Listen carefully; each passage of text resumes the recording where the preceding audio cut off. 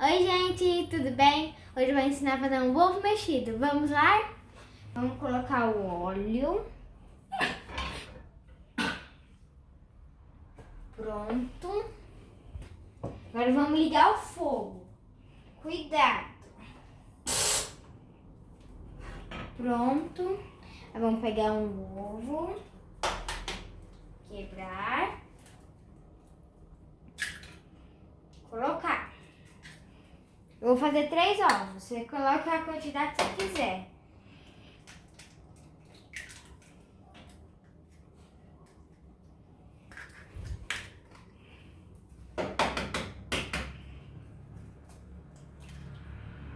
E cai uma casquinha. Pega a colher, tira.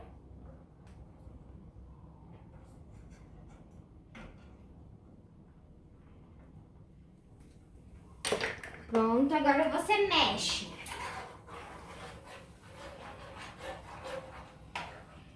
Quebra o ovo.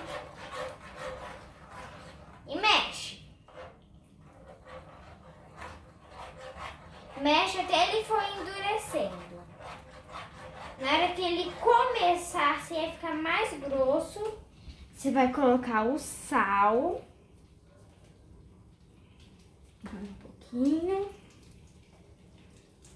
Pimenta do reino.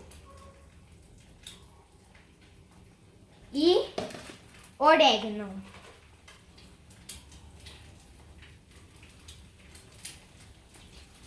Pronto, agora mexe.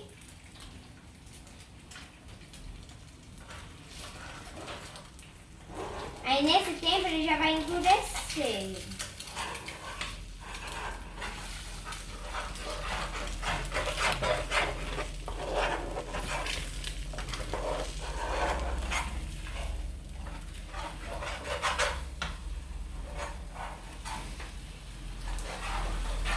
Aí, gente, não tá nem duro nem mole, tá assim mais ou menos.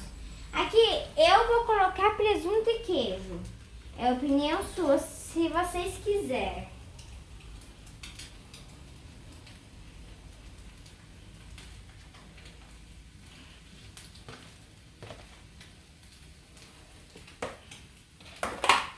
Aí você mexe.